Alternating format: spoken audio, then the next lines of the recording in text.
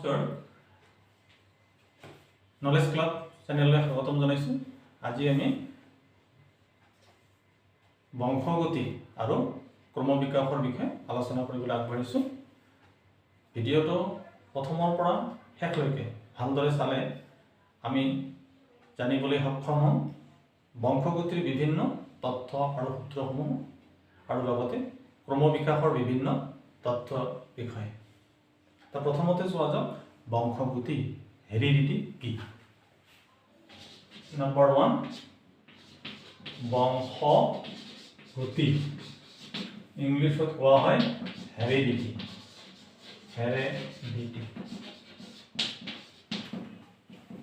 আমি গম পাইছোঁ যে জীৱই প্ৰজননৰ জৰিয়তে বংশ বিস্তাৰ কৰে আৰু আমাৰ নাৰিকল গছৰ পৰা নাৰিকল হয়, মানুহৰ পৰা মানুহৰে জন্ম হয়, আম গছৰ পৰা আম গছৰে সৃষ্টি হয়। আম গছৰ পৰা বেলেগ গছৰ সৃষ্টি হ'ব নোৱাৰে, নাইবা বেলেগ গছৰ পৰা আম গছৰ সৃষ্টি হ'ব নোৱাৰে। অৰ্থাৎ যি প্ৰক্ৰিয়াৰ দ্বাৰা জীৱই বংশ বিস্তাৰ কৰে, একে প্ৰজাতিৰ জীৱৰ পৰাই আমাৰ বংশ বিস্তাৰ হৈ থাকে। আৰু যি প্ৰক্ৰিয়াৰ দ্বাৰা জীৱই পিতৃ মাতৃ চাৰিত্ৰিক বৈশিষ্ট্যসমূহ সতি সন্ততিলৈ যায় তাকে কোৱা হয় আমাৰ বংশগতি বুলি কোৱা হয়। বা পিতৃ মাতৃ চাৰিত্ৰিক বৈশিষ্ট্যসমূহ এটা জনৰ পৰা পৰৱৰ্তী জনলৈ প্ৰবাহিত হ'লে তাকে কোৱা হয় বংশগতি। ইংলিছত যদি কোৱা হয় আমাৰ কি কোৱা হ'ব, আমাৰ transmission of characters from one generation to another generation is called heredity বুলি কয়। এতিয়া নেক্সট হেৰিডিটি বংশগতিৰ পিতৃস্বৰূপ কাক কোৱা হয়। বংশগতিৰ বিষয়ে প্ৰথম পৰীক্ষা নিৰীক্ষা কৰি বিভিন্ন তথ্য আৰু সূত্ৰসমূহ উদ্ভাৱন কৰা বিজ্ঞানীজন আছিল গ্ৰেগৰ জোহান মেণ্ডেল। সেইকাৰণে আমাৰ বংশগতিৰ পিতৃস্বৰূপ বুলি ক'লে আমাৰ গ্ৰেগৰ জোহান মেণ্ডেলকে কোৱা হয়। দ্য নেক্সট আমাৰ মেণ্ডেলিজিম কি। মেণ্ডেলিজিম হ'ল বংশগতিৰ সূত্ৰ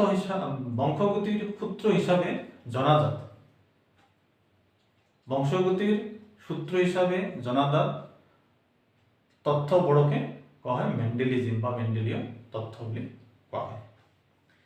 এতিয়া নেক্সট আমি চাইছোঁ প্ৰকাৰণ।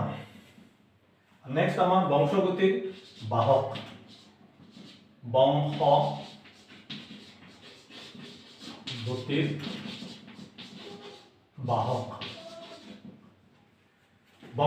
বাহক কি যদি কোৱা হয় তেনেহ'লে বংশগতিৰ বাহক হ'ল ক্ৰমজম।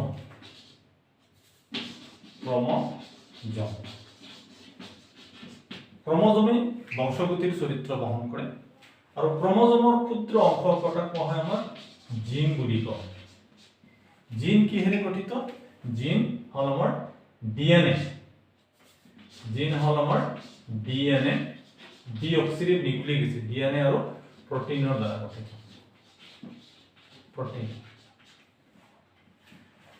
আৰু ডিএনএৰ আমাৰ নিৰ্দিষ্ট বিপৰীতধৰ্মী চৰিত্ৰটোক কয় আমাৰ এলিল বুলি কোৱা হয়।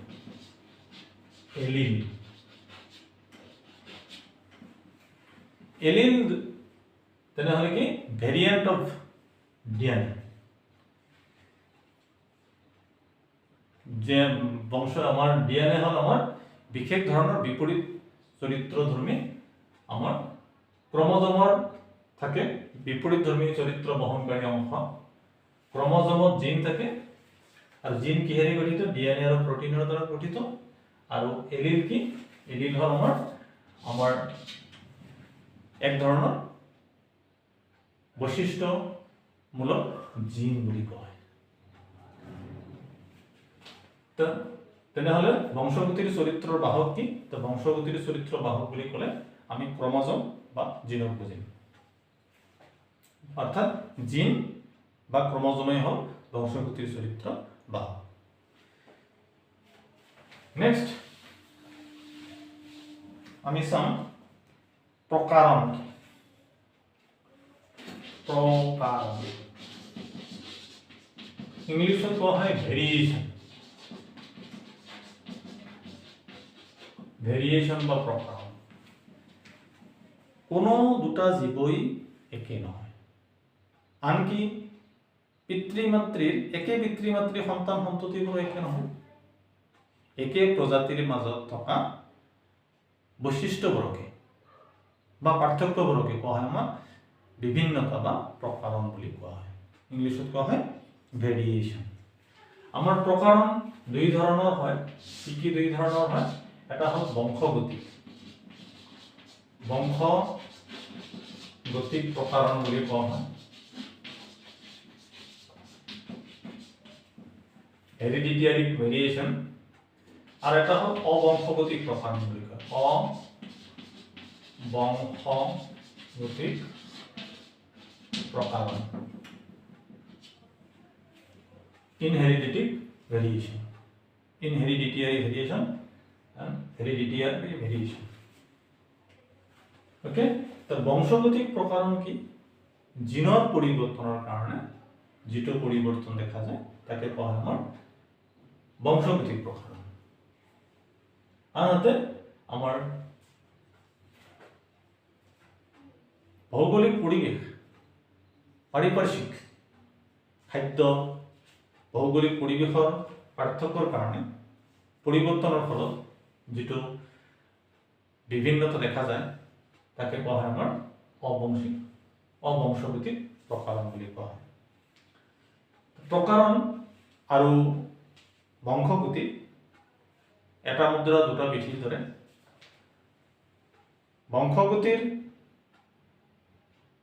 বংশগতিৰ জৰিয়তে প্ৰকাৰণ ঘটে আৰু বংশগতিৰ আৰু প্ৰকাৰণ আমাৰ সেইকাৰণে এটা মুদ্ৰা দুটা পিঠি কোৱা হয়। বংশগতি আৰু প্ৰকাৰণ ওতঃপ্ৰোতভাৱে জড়িত। নেক্সট আমি এতিয়া চাম যে সমযুতক আৰু বিষমযুতক কি। এইটো এতিয়া চাম। সমযুতক আৰু বিষমযুতক। সমযুতক আৰু বিষমযুতক।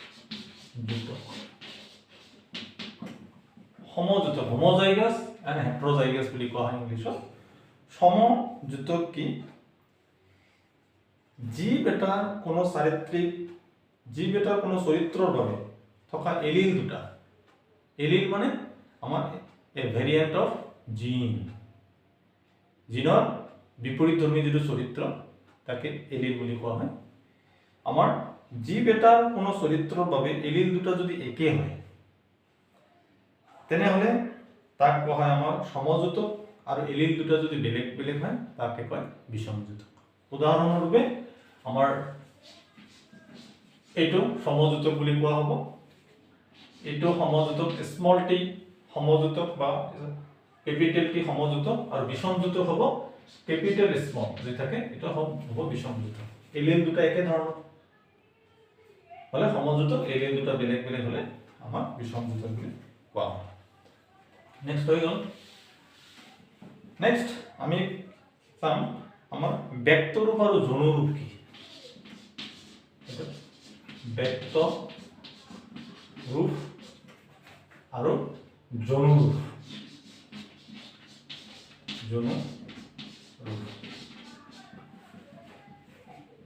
একচুয়ালি আমাৰ ব্যক্তৰূপ হল আমাৰ ফিনোটাইপ বুলি কোৱা হয়, আৰু জনুৰূপক কয় আমাৰ জিনোটাইপ বুলি কোৱা হয়।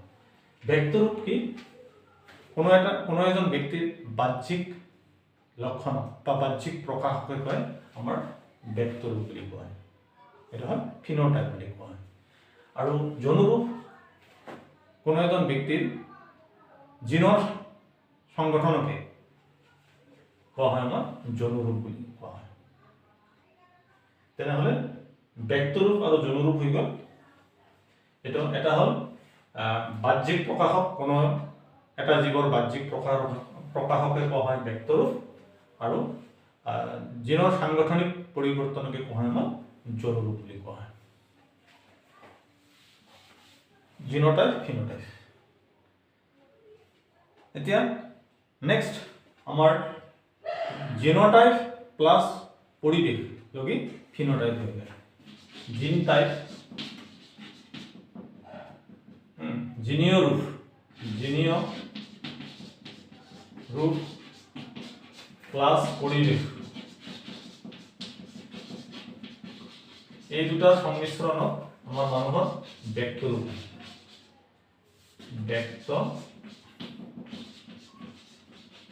ৰূপৰ সৃষ্টি হয়। অৰ্থাৎ genotype plus environment equal to phenotype বুলি কোৱা হয়। অৰ্থাৎ জিনীয় ৰূপ আৰু পৰিৱেশৰ সংমিশ্ৰণত আমাৰ ব্যক্ত ৰূপ গঠন হয়। এইটো হৈ গ'ল। নেক্সট হ'ল আমাৰ সংকৰণ পৰীক্ষা। এতিয়া চাম সংকৰণ পৰীক্ষা, হাইব্ৰিডাইজেশ্যন এক্সপেৰিমেণ্ট বুলি কোৱা হয় সংকৰণ পৰীক্ষা। সংকৰণ পৰীক্ষা কি যদি কোৱা হয় তেনেহ'লে কি? সংকৰণ পৰীক্ষা আমাৰ এবিধ সংগম পৰীক্ষা। কেনেকুৱা সংগম পৰীক্ষা? একে প্ৰজাতিৰ বিপৰীতধৰ্মী অথচ বিশুদ্ধ গুণ থকা দুটা জীৱৰ মাজত হোৱা সংগম পৰীক্ষাকে কোৱা হয় আমাৰ সংকৰণ পৰীক্ষা। কি সংকৰণ পৰীক্ষা? একেবাৰ কৈছো, একে প্ৰজাতিৰ বিপৰীতধৰ্মী চৰিত্ৰ অথচ বিশুদ্ধ গুণ থকা দুটা জীৱৰ মাজত হোৱা সংগম পৰীক্ষাকে কোৱা হয় আমাৰ সংকৰণ পৰীক্ষা বুলি কয়, হাইব্ৰিড এক্সপেৰিমেণ্ট। এতিয়া সংকৰণ পৰীক্ষা দুই ধৰণৰ হয়। কি দুই ধৰণৰ হয়? দুই ধৰণৰ সংকৰণ পৰীক্ষা। এটা হ'ল এক সংকৰণ পৰীক্ষা, এক সংকৰণ পৰীক্ষা, ইংলিছত কোৱা হয় মনোহাইব্ৰিড এক্সপেৰিমেণ্ট। আৰু এটা হ'ল দ্বি সংকৰণ পৰীক্ষা, দ্বি সংকৰণ পৰীক্ষা। এক সংকৰণ পৰীক্ষা কি? যি সংকৰণ পৰীক্ষাত এজৰ বিপৰীতধৰ্মী জীৱৰ বংশগতিৰ বিচাৰ কৰা হয় তাকে কয় এক সংকৰণ পৰীক্ষা। আৰু এক সংকৰণ পৰীক্ষাৰ পৰা উৎপন্ন হোৱা বা উদ্ভৱ হোৱা জীৱবোৰকে কয় সংকৰ জীৱ বুলি কোৱা হয়। আনহাতে দ্বি সংকৰণ পৰীক্ষা কি? দুজোৰ বিপৰীতধৰ্মী। এক সংকৰণ পৰীক্ষাত এজৰ বিপৰীতধৰ্মী জীৱৰ চৰিত্ৰ বিবেচনা কৰি বংশগতি বিচাৰ কৰা হয়। আৰু দ্বি সংকৰণ পৰীক্ষাত যি সংকৰণ পৰীক্ষা দুজোৰ বিপৰীতধৰ্মী জীৱৰ বংশগতি বিচাৰ কৰা হয় তাকে কয় দ্বি সংকৰণ পৰীক্ষা বুলি কোৱা হয়। আৰু দ্বি সংকৰণ পৰীক্ষাৰ ফলত উদ্ভৱ হোৱা জীৱবোৰক কোৱা হয় সংকৰ জীৱ বুলি কোৱা হয়। এতিয়া আমি সংকৰণ পৰীক্ষাৰ আমি ফলাফল সম্বন্ধে চাওঁ। সংকৰণ পৰীক্ষাৰ ফলাফল বা মেণ্ডেলৰ সংকৰণ পৰীক্ষা পদ্ধতি আমি চাম এতিয়া।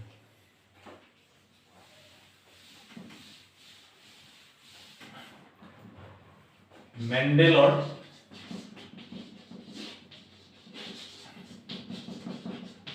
সংকৰণ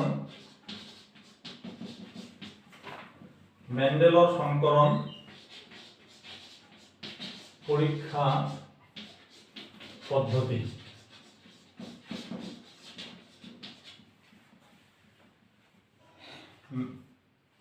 মেণ্ডেলে আমাৰ সংকৰণ পৰীক্ষাৰ কাৰণে মটৰমা বাছি লৈছিলে।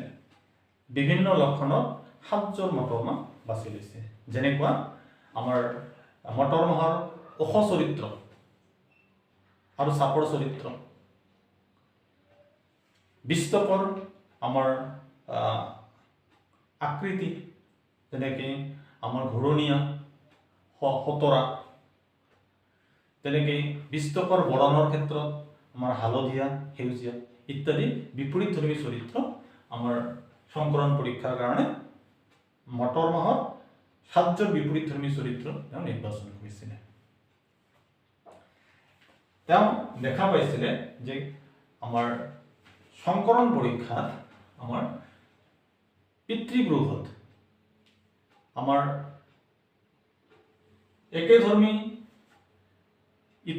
একেধৰ্মী জীৱৰ মাজত ইতৰ পৰাগণৰ ফলত তাত যিবিলাক নতুন উদ্ভিদৰ সৃষ্টি হৈছিলে আটাইবোৰতে একে গুণে একে চৰিত্ৰ দেখা পাইছে, অস চৰিত্ৰ দেখা পাইছিলে বা প্ৰভাৱী চৰিত্ৰ দেখা পাইছিলে। কিন্তু আমাৰ দ্বিতীয় অপত্যজনত আমাৰ প্ৰভাৱী অপ্ৰভাৱী দুটাই দেখা পাইছিলে। এইটো চোৱা যাওক। তেনেহ'লে আমাৰ প্ৰথম হ'ল আমাৰ এক সংকৰণ পৰীক্ষাটো আমি চাওঁ। মেণ্ডেলৰ সংকৰণ পৰীক্ষাৰ পদ্ধতিত তেনেহ'লে কি মেণ্ডেলে সংকৰণ পৰীক্ষাৰ বাবে মটৰ মাহৰ বীজ বাছি লৈছিলে, সঁচ বাছি লৈছিলে আৰু 7 তেওঁ বিভিন্ন লক্ষণৰ মটৰ মাহ বাছি লৈছিলে। এতিয়া আমি তাৰে কিছুমান উদাহৰণ চাওঁ। তো প্ৰথমতে এক সংকৰণ পৰীক্ষা। এক সংকৰণ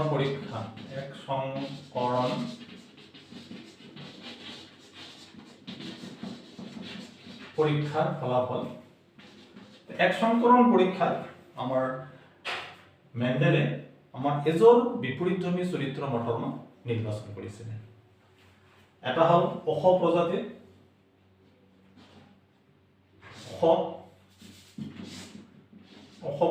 মটৰ মাহ। এনেকে ইয়াৰ অস চৰিত্ৰ ইয়াক কেপিটেল টিৰ দ্বাৰা বুজা হয়। আৰু এটা চাপৰ চৰিত্ৰ কোনটো? চাপৰ এনেকুৱা ধৰা হ'ল, এইটো চাপৰ চৰিত্ৰ, এইটো চাপৰ চৰিত্ৰটো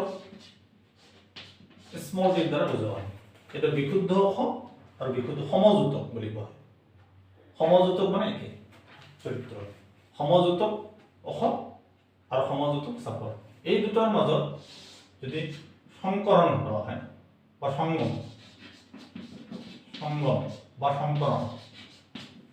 সংগম ঘটালে কি হয়? প্ৰথম অপত্যজনক এটা হ'ল পিতৃজনক বুলি কোৱা হয়। এইটো পিতৃজনক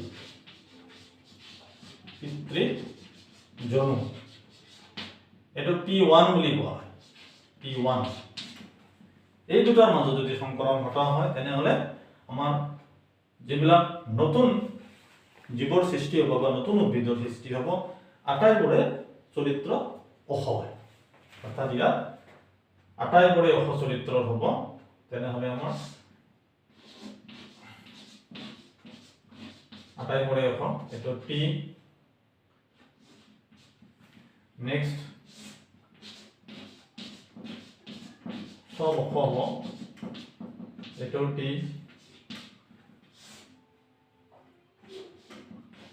এইটো অস চৰিত্ৰ, এইটো T। আৰু এটা 4টা সৃষ্টি হ'ব, এইটো আমাৰ T। সকলো হ'ব। ইয়াত চাপৰ চৰিত্ৰটো প্ৰকাশ পোৱা নাই।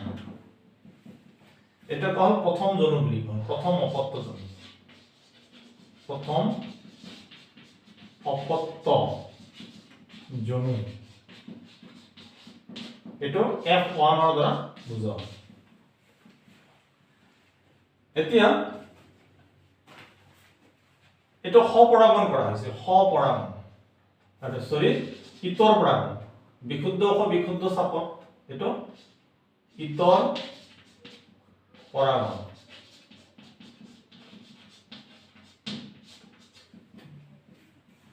এজোৰ বিপৰীতধৰ্মী চৰিত্ৰ জীৱৰ মাজত ইতৰ পৰাগণ ঘটালে প্ৰথম অপত্য পুৰুষত আমাৰ সৃষ্টি হোৱা আমাৰ গছবিলাক আটাইবোৰে অস চৰিত্ৰৰ হয়। ইয়াত প্ৰথম অপত্য পুৰুষ F1 প্ৰকাশ পোৱা চৰিত্ৰটোকে কোৱা হয় আমাৰ প্ৰভাৱী চৰিত্ৰ। আৰু প্ৰকাশ নোপোৱা, ইয়াত চাপৰ চৰিত্ৰ প্ৰকাশ পোৱা নাই আৰু প্ৰকাশ নোপোৱা চৰিত্ৰটোকে কয় অপ্ৰভাৱী চৰিত্ৰ। আমাৰ F1 সৃষ্টি হোৱা আটাইবোৰ যিবোৰ আমাৰ প্ৰভাৱী গুণাগুণ দেখুৱায়, প্ৰভাৱী চৰিত্ৰ দেখুৱায়। এতিয়া আমাৰ এই F1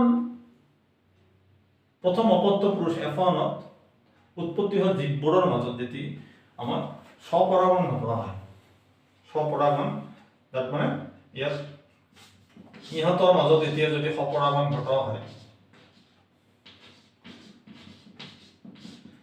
এইটো স্বপৰাগণ অৰ্থাৎ টি আমাৰ টি আৰু এটা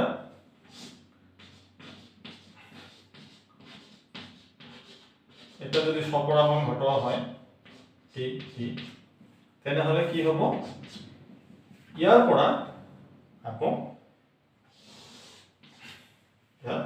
এটা স্বপৰাগণ সংগম, ইয়াতো স্বপৰাগণ, এটা সংগম পৰীক্ষা, স্বপৰাগণ এটা সংগম। তেনেহলে ইয়াৰ মাজত সৃষ্টি হোৱা জীৱৰ ইয়াত দুটা চৰিত্ৰ দেখা যায়, আমাৰ অখ চৰিত্ৰও দেখা যায়, চাপৰ চৰিত্ৰও দেখা যায়। ইয়াত তিনিটা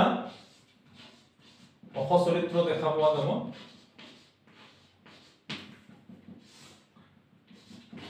আৰু এবিধ চাপৰ চৰিত্ৰ ইয়াত দেখা পোৱা যাব।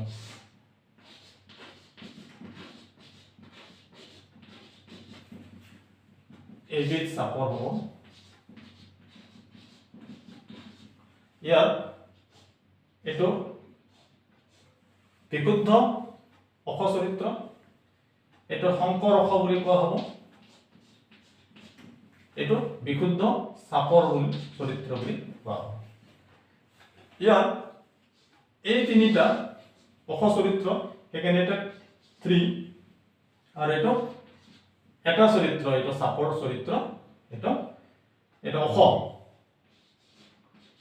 আৰু এইটো চাপৰ, এইটো 1 বুলি ধৰিব পাৰি। অৰ্থাৎ ইয়াত দেখা গ'ল তেনেহলে আমাৰ এই প্ৰথম অপত্য জনুত F1ত সৃষ্টি হোৱা জীৱবোৰৰ মাজত আকৌ স্বপৰাগণ ঘটালে এইটো F1, এইটো F2 জনুত বা দ্বিতীয় অপত্য জনুত যিবিলাক জীৱৰ সৃষ্টি হয়, সেইবোৰত আমাৰ দুটা চৰিত্ৰ দেখা যায়, অখ চৰিত্ৰ দেখা যায়, চাপৰ চৰিত্ৰ দেখা যায়। আৰু ইয়াৰে 75% অখ চৰিত্ৰ আৰু 25% আমাৰ চাপৰ চৰিত্ৰ প্ৰতিফলিত হয়। ইয়াত অখ চৰিত্ৰ তিনিটা কাৰণে 3 আৰু চাপৰ চৰিত্ৰ এটাৰ কাৰণে 1 যদি আমি ধৰা হয়, তেনেহলে আমাৰ এক সংকৰণ পৰীক্ষাৰ আমাৰ ভেক্টৰূপৰ অনুপাত হ'ব আমাৰ 3:1। আৰু জনুৰূপ কি হ'ব, জনুৰূপটো ইয়াতে গম পাওঁ আমি, বিশুদ্ধ অখ চৰিত্ৰ এটা হৈছে, শংকৰ অখ চৰিত্ৰ দুটা হৈছে, এই দুটা শংকৰ অখ মিক্স আপ বিষমযুক্ত, আৰু আমাৰ বিশুদ্ধ চাপৰ চৰিত্ৰ এটা হৈছে। অৰ্থাৎ আমাৰ এক সংকৰণ পৰীক্ষাৰ ভেক্টৰূপৰ প্ৰকাশ ৰাশি হল 3:1 আৰু এক সংকৰণ পৰীক্ষাৰ জনুৰূপৰ প্ৰকাশ ৰাশি হল 1:2:1। বিশুদ্ধ অখ 1, শংকৰ অখ দুটা থকাৰ কাৰণে 2 হৈছে, আৰু বিশুদ্ধ চাপৰ এটা থকাৰ কাৰণে 1 হৈছে। অৰ্থাৎ 1:2:1 হ'ল আমাৰ জিনীয় ৰূপৰ অনুপাত। এইটো হৈ গ'ল। নহ'লে ইয়াত আকৌ এবাৰ মই কৈ দিছোঁ যে প্ৰভাৱী আৰু অপ্ৰভাৱী চৰিত্ৰ কি, দুটা বিপৰীতধৰ্মী চৰিত্ৰৰ মাজত সংকৰণ ঘটালে প্ৰথম অপত্য জনুত প্ৰকাশ পোৱা গুণবোৰকে কোৱা হয় প্ৰভাৱী চৰিত্ৰ, আৰু প্ৰকাশ নোপোৱা চৰিত্ৰকে কয় অপ্ৰভাৱী চৰিত্ৰ। আমাৰ F1 জনুত আমাৰ আটাইবোৰ অখ চৰিত্ৰ দেখা পোৱা গৈছে, ইয়াৰ চাপৰ চৰিত্ৰ দেখা পোৱা নাই। সেইকাৰণে F1 জনুত প্ৰকাশ পোৱা অখ চৰিত্ৰকে কয় প্ৰভাৱী চৰিত্ৰ, আৰু ইয়াত চাপৰ চৰিত্ৰ আমাৰ প্ৰকাশ পোৱা নাই, আৰু চাপৰ চৰিত্ৰক কোৱা হয় অপ্ৰভাৱী চৰিত্ৰ। আমি সংক্ষেপতে ক'ব পাৰোঁ এক সংকৰণ পৰীক্ষাত প্ৰভাৱী আৰু অপ্ৰভাৱী চৰিত্ৰৰ প্ৰকাশ ৰাশিৰ ভেক্টৰৰূপ কি 3:1। আৰু জিনিয়ৰ হ'ব 1:2:1 তেতিয়া এক সংকৰণ পৰীক্ষা হৈ গ'ল এতিয়া নেক্সট আমি চাম দ্বি সংকৰণ পৰীক্ষা মেন্ডেলৰ সংকৰণ পৰীক্ষা পদ্ধতিৰ ইয়াত এতিয়া আমি দ্বি সংকৰণ পৰীক্ষাৰ ফলাফল বা উদাহৰণ দ্বি সংকৰণ পৰীক্ষা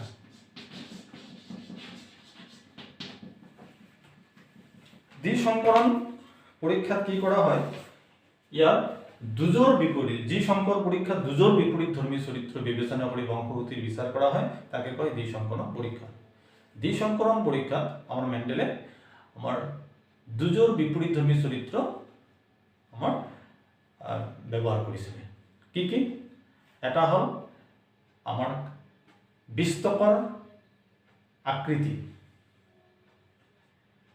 ঘূৰণীয়া আৰু খতৰা ঘূৰণীয়া হল প্ৰভাৱী চৰিত্ৰ আৰু খতৰা হল অপ্ৰভাৱী চৰিত্ৰ আনহাতে 20 টকাৰ বৰণ 20 টকাৰ বৰণৰ ক্ষেত্ৰত আমাৰ হালধীয়াটো হল প্ৰভাৱী চৰিত্ৰ আৰু সেউজীয়াটো হল অপ্ৰভাৱী চৰিত্ৰ এই দুজোৰ বিপৰীত ধৰ্মী চৰিত্ৰ আমাৰ বিবেচনা কৰি তেওঁ দ্বি সংকৰণ পৰীক্ষাত আমাক ব্যাখ্যা কৰাইছে ফলাফল আগবঢ়াইছে কেনেকুৱা তেনেহ'লে ইয়াত ঘূৰণীয়া হালধীয়া এটো এনেকৈ লৈছে দাম ঘূৰণীয়া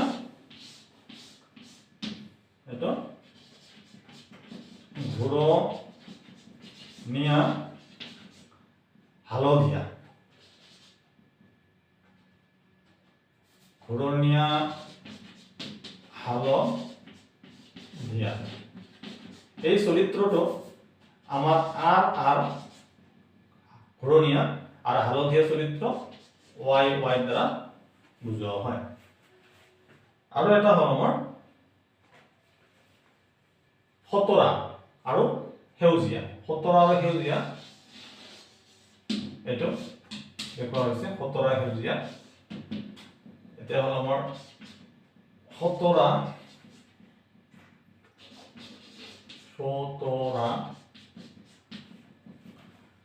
সেউজীয়া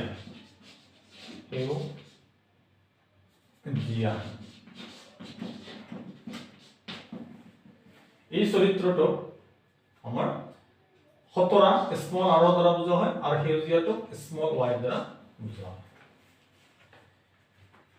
এতিয়া এটোক কয় আমাৰ পিতৃজনু বুলি কয় পিতৃজনু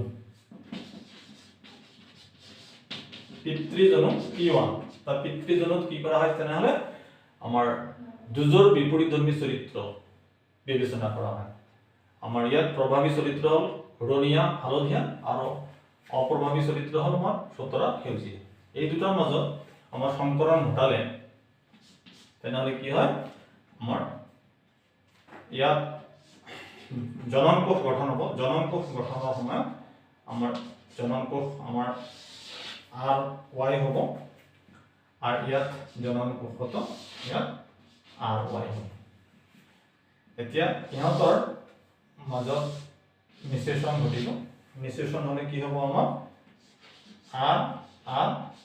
RY হ'ব এটো সকলো ইয়াত সকলো চৰিত্ৰ কেনেকুৱা হ'ব আমাৰ প্ৰভাৱী চৰিত্ৰ হ'ব ঘূৰণীয়া হালধীয়া হ'ব সকলো ঘূৰণীয়া হালধীয়া সকলো ঘূৰণীয়া হালধীয়া হ'ব এতিয়া এটো হল ইতৰ পৰাগ এটো হল আমাৰ প্ৰথম অপত্যজনু বুলি কোৱা হয় এটো প্ৰথম অপত্যজনু এটো জনন কোষ বুলি কয় জনন কোষ এটো F1 বুলি কোৱা হয় প্ৰথম অপত্য পুৰুষত প্ৰথম অপত্য জনুত যিবিলাক আমাৰ জীৱৰ সৃষ্টি হৈছে আটাইবোৰৰ আমাৰ ঘূৰণীয়া হালধীয়া চৰিত্ৰ প্ৰকাশ পাইছে আৰু এটা প্ৰভাৱী চৰিত্ৰ বুলি কোৱা হয়। এতিয়া প্ৰথম অপত্যজনুত সৃষ্টি হোৱা জীৱৰ মাজত এতিয়া স্বপৰাগণ যদি হ'বলৈ দিয়া হয়, স্বপৰাগণ হ'বলৈ দিলে, ইয়াত যদি স্বপৰাগণ হ'বলৈ দিয়া হয় তেনেহ'লে কি হ'ব, এতিয়া ইয়াৰ পৰা আকৌ চাৰিটা চৰিত্ৰ দেখা পোৱা যাব। কি কি চাৰিটা চৰিত্ৰ দেখা পোৱা যাব? এইটো হ'ল আমাৰ ঘূৰণীয়া হালধীয়া চৰিত্ৰ দেখা পোৱা যাব। তাৰ নেক্সট আমাৰ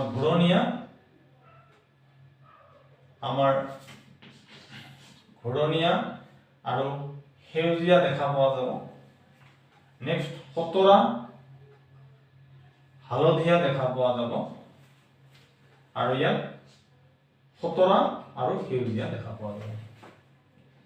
এই ক্ষেত্ৰত আমাৰ ঘূৰণীয়া হালধীয়া চৰিত্ৰ অংশ হ'ব 9টা ঘূৰণীয়া হালধীয়া চৰিত্ৰ আমাৰ দেখা পোৱা গৈছে পৰীক্ষাৰ পৰা। আৰু ঘূৰণীয়া আমাৰ সেউজীয়া চৰিত্ৰ 3টা দেখা পোৱা গৈছে। ঠিক তেনেকৈ খতৰা আৰু হালধীয়া 3টা চৰিত্ৰ দেখা পোৱা গৈছে, আৰু খতৰা আৰু সেউজীয়া এটা চৰিত্ৰ দেখা পোৱা গৈছে। সেইকাৰণে ইয়াত 4টা চৰিত্ৰ F2 জোনত, এইটো F2 জোনত হ'ব, এইটো F1, এইটো F2 জোনত,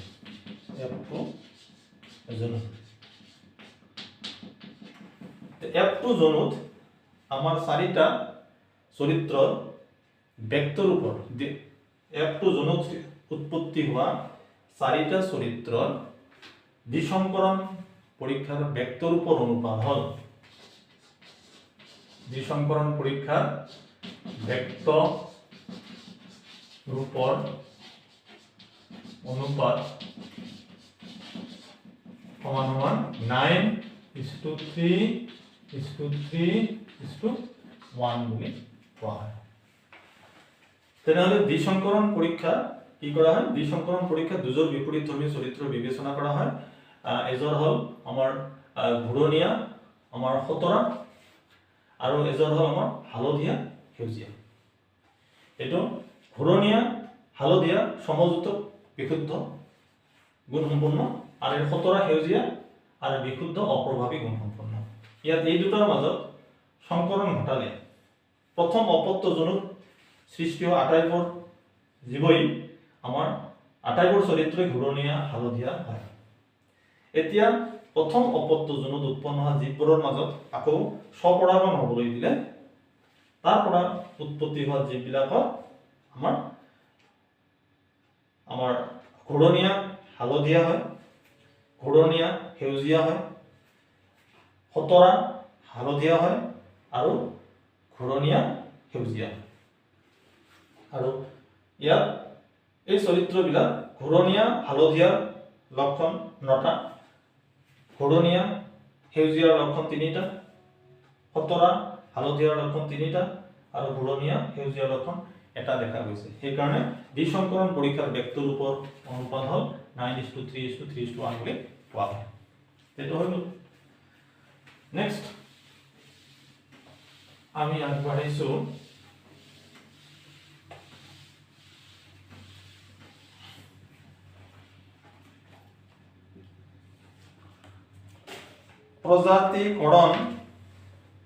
প্ৰজাতিকৰণ কি, এইটো তাৰ বিষয়ে আমি অকণমান আগবাঢ়িছো। প্ৰজাতিকৰণ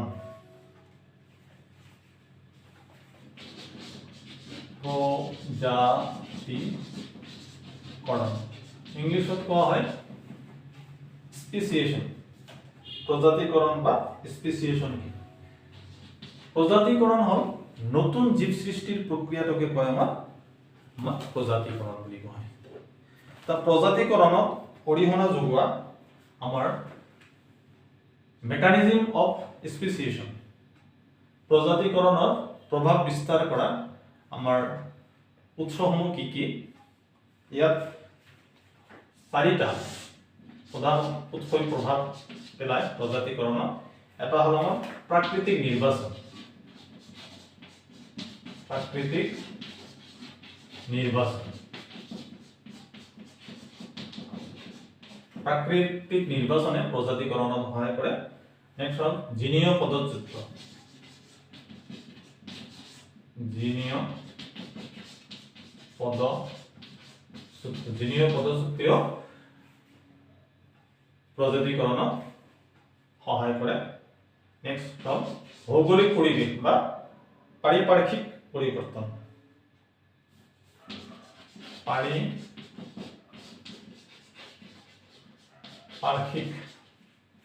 পাৰিপাৰ্শ্বিক পৰিৱেশ বুলি কোৱা হয়। পাৰিপাৰ্শ্বিক পৰিৱৰ্তন। আৰু এটা আছে আমাৰ প্ৰকাৰণ। প্ৰকাৰণৰ কাৰণে আমাৰ প্ৰজাতিকৰণ ঘটে। তেনেহলে প্ৰজাতিকৰণ কি যদি কোৱা হয় তেনেহলে কি কোৱা হ'ব সংক্ষেপতে, যে যি প্ৰক্ৰিয়াৰ দ্বাৰা পূৰ্বৱৰ্তী জীৱৰ পৰা নতুন নতুন উন্নত প্ৰজাতিৰ জীৱৰ সৃষ্টি হয় তাকে কয় প্ৰজাতিকৰণ। অতি সংক্ষেপতে নতুন জীৱ সৃষ্টিৰ প্ৰক্ৰিয়াটোকে কোৱা হয় প্ৰজাতিকৰণ। প্ৰজাতিকৰণ প্ৰক্ৰিয়াত আমাৰ প্ৰভাৱ পেলোৱা কাৰকসমূহ কি কি? প্ৰাকৃতিক নিৰ্বাচন, জিনীয় পদচ্যুত, পাৰিপাৰ্শ্বিক পৰিৱৰ্তন আৰু প্ৰকাৰণ। এইটো হৈ গ'ল প্ৰজাতিকৰণ। নেক্সট আমি আগবাঢ়িছো এতিয়া লিংগ নিৰ্ধাৰণ। লিংগ নিৰ্ধাৰণটো কেনেকৈ কৰা হয় এইটো চোৱা যাওক। সেক্স ডিটাৰমিনেশ্যন, মানুহৰ লিংগ নিৰ্ধাৰণ।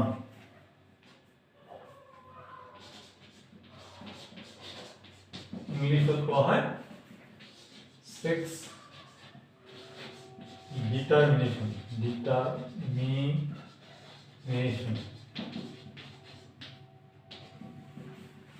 মানুহৰ দেহত ৪৬ ডাল বা ২৩ যোৰ ক্ৰম'জম থাকে।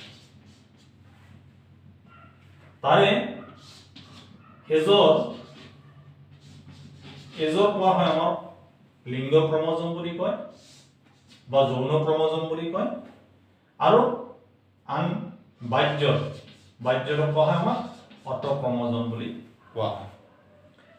এতিয়া এই যে যৌন ক্ৰম'জম বা লিংগ ক্ৰম'জমেই আমাৰ মানুহৰ লিংগ নিৰ্ধাৰণ কৰা সহায় কৰে। কেনেকে?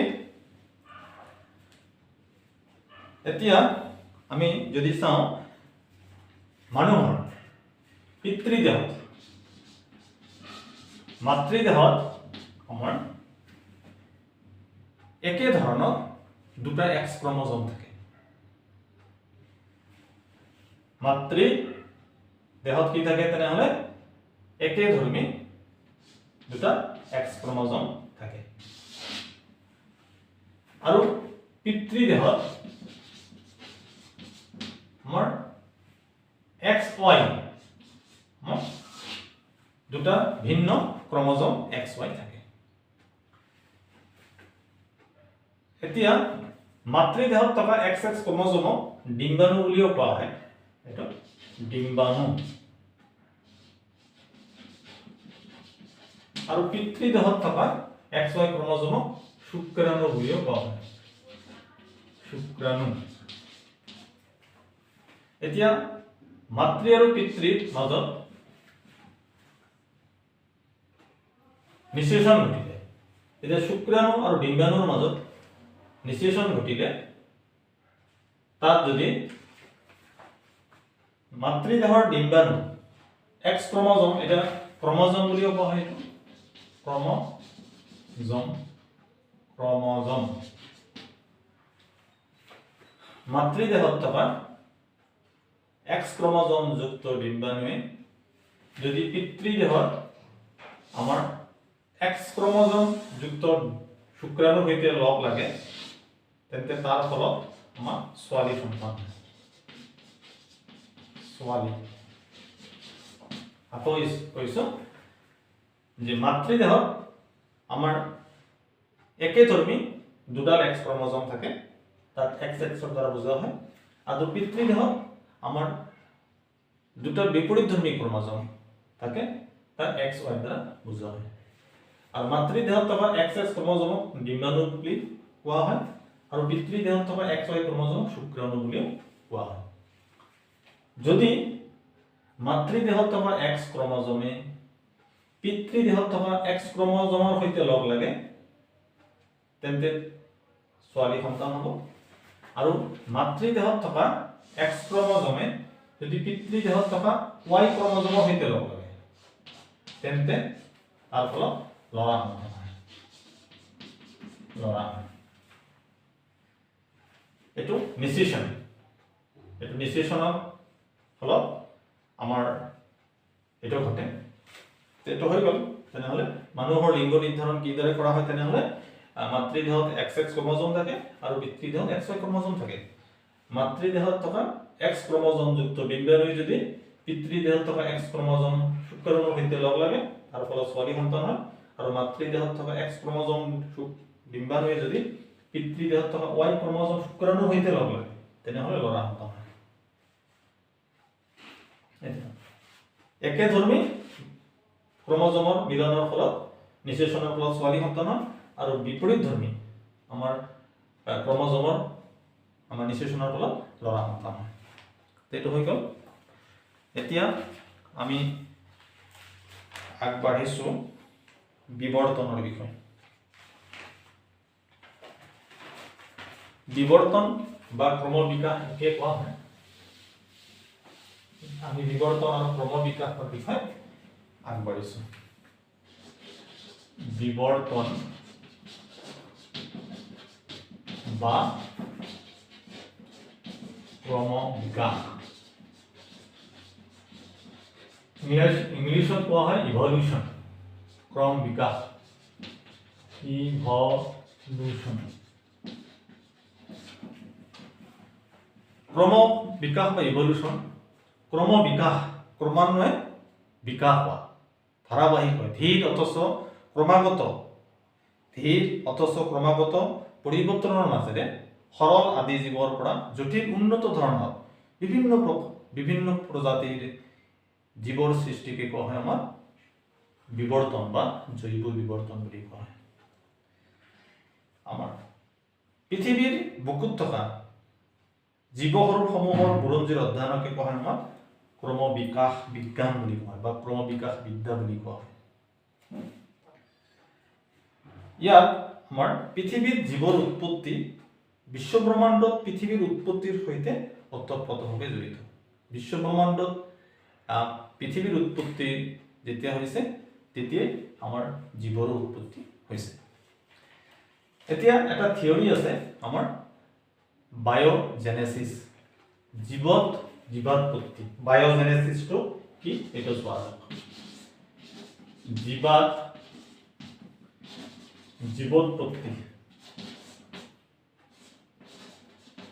জীৱোৎপত্তি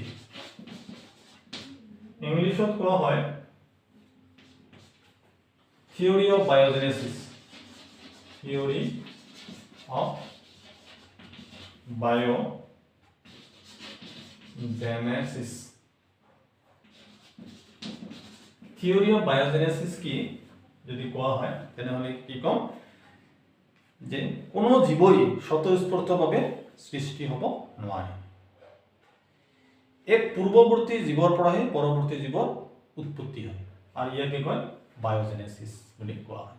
কি আকৌ এবাৰ কৈছো, কোনো জীৱই স্বতঃস্ফূৰ্তভাৱে সৃষ্টি হ'ব নোৱাৰে। এক পূৰ্বৱৰ্তী জীৱৰ পৰাহে পৰৱৰ্তী জীৱৰ উৎপত্তি হয়, ইয়াকে কয় বায়োজেনেসিস। আৰু জীৱৰ উৎপত্তি প্ৰথমতে আমাৰ আফ্ৰিকা মহাদেশত, জীৱৰ আদিভূমি আছিল আফ্ৰিকা মহাদেশ। আফ্ৰিকা মহাদেশতে প্ৰথমতে মানুহৰ উৎপত্তি হৈছে বুলি কোৱা হয়।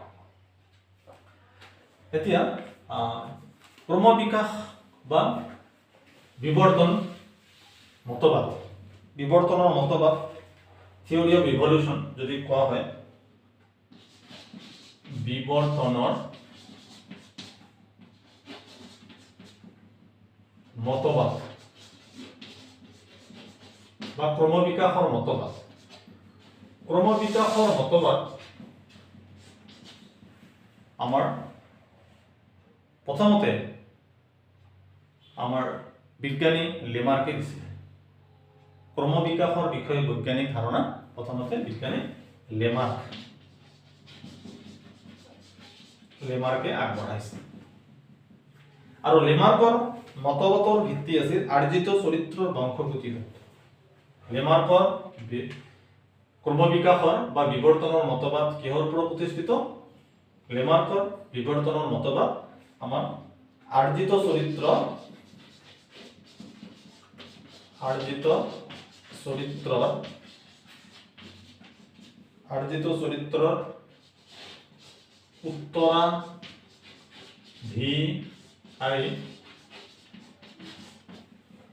উত্তৰাধিকাৰী সত্য বুলি কোৱা হয়। আৰ্জিত চৰিত্ৰৰ উত্তৰাধিকাৰী সত্য বা লব্ধ গুণৰ উত্তৰাধিকাৰী বুলিও কোৱা হয়।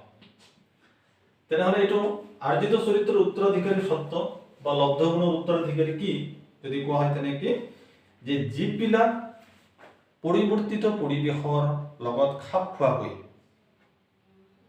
আহৰণ কৰা চৰিত্ৰ পুৰুষানুক্ৰমে সঞ্চিত কৰি কালক্ৰমে উত্তৰাধিকাৰী সূত্ৰে সতি সন্ততিলৈ প্ৰবাহিত হয়। আকৌ এবাৰ কৈছো যেনে আৰ্জিত চৰিত্ৰৰ উত্তৰাধিকাৰী সত্য কি? জীৱবিলাক পৰিৱৰ্তিত পৰিৱেশৰ লগত খাপ খোৱাকৈ আহৰণ কৰা চৰিত্ৰসমূহ পুৰুষানুক্ৰমে সঞ্চিত কৰি কালক্ৰমে উত্তৰাধিকাৰীৰ সূত্ৰে সতি সন্ততিলৈ প্ৰবাহিত হয়। আৰু এইটোৱে হ'ল আমাৰ আৰ্জিত চৰিত্ৰৰ উত্তৰাধিকাৰী সত্য বুলি কোৱা হয়। এতিয়া নেক্সট বিৱৰ্তনৰ মতবাদ আমাৰ আগবঢ়া দ্বিতীয়জন বিজ্ঞানী হ'ল আমাৰ ডাৰউইন।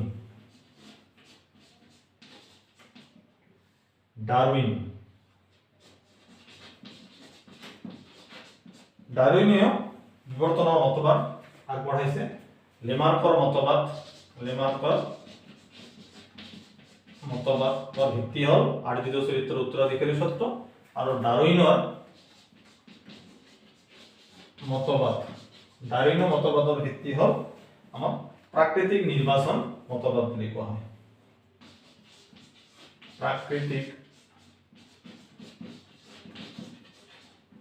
প্ৰাকৃতিক বৰণ মতবাদ বা নিৰ্বাচন মতবাদ বুলি কোৱা হয়। প্ৰাকৃতিক বৰণ মতবাদ। প্ৰাকৃতিক নিৰ্বাচন মতবাদ বা প্ৰাকৃতিক বৰণ মতবাদ কি যদি কোৱা হয় তেনেহলে কি কম যে বিভিন্ন প্ৰকাৰৰ জীৱৰ মাজত হোৱা জীৱন সংগ্ৰামত যিবিলাক প্ৰকাৰণ যোগ্যতম বুলি প্ৰতিপন্ন হয় সেইবোৰেই বৰ্তি থাকে আৰু বংশ বিস্তাৰ কৰিবলৈ সুবিধা হয়। আৰু প্ৰকৃতি সেইবোৰক বৰণ কৰে আৰু তাকে কয় আমাৰ প্ৰাকৃতিক নিৰ্বাচন। অতি সংক্ষেপতে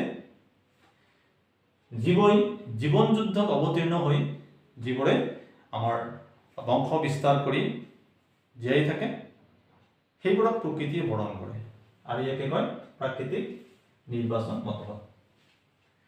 তেনেহলে ডাৰউইনৰ মতবাদৰ ভিত্তি কি? তেনেহলে আমি ক'ব লাগিব প্ৰাকৃতিক নিৰ্বাচন মতবাদ। আজিলৈ ইমানতে সমাপ্ত কৰিছো।